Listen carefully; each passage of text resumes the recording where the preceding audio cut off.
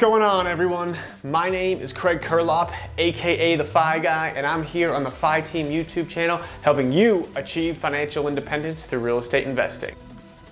In this video, I want to show you the 3 main rules of real estate investing. Now, these are not really rules. These are rules of thumb. They differ based on what markets you're in. They differ based on really the cycle of the economy that we're in. Right now, we are in a time of the economy where many of these rules are tough to make work, right? But especially in the more expensive markets, right? The Denvers, Austin, Seattle, San Francisco, New York, LA, Boston. These rules likely do not apply. However, in the cheaper markets, right? These rules absolutely apply, and I actually use them for when I invest out of state. The first 2 rules are more for buy and hold rental properties, right? The 1% rule.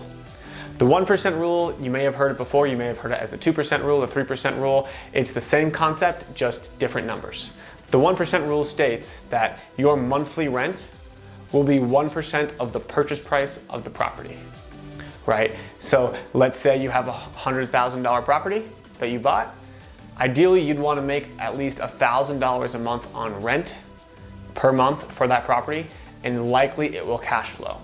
Now, this is just a rule of thumb, right? It doesn't take everything into account because, different areas have different taxes, different insurance. You may have a different interest rate on your loan based on how well of how good your credit score is.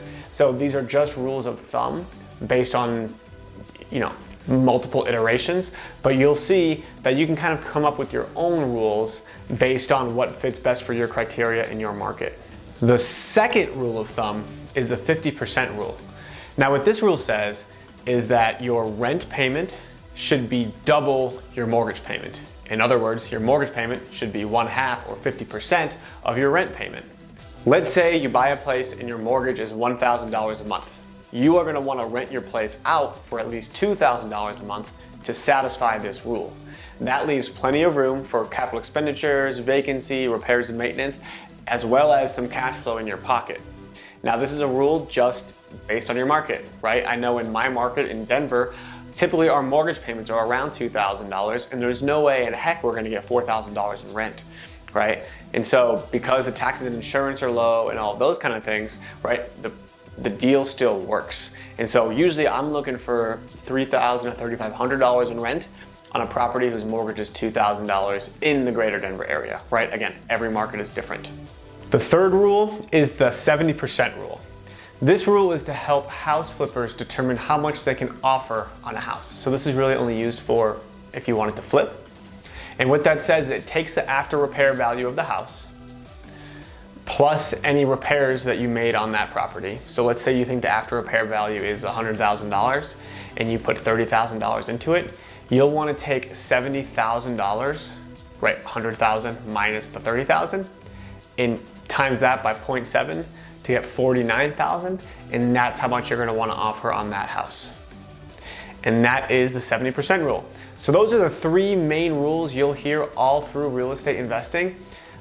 Again, these are really, they call them rules, right? But they're really just rules of thumb.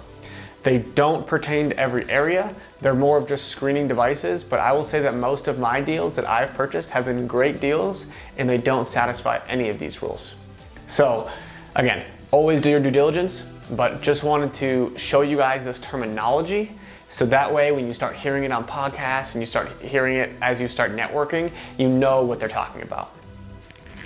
And that's it for this week's video. I hope you really enjoyed it. If you could please leave a comment, a like, thumbs up, thumbs down. Any sort of feedback is super helpful. And subscribe to the channel if you want to continue to see more videos like this one and all about real estate investing, personal finance. And we'll see you on the next video.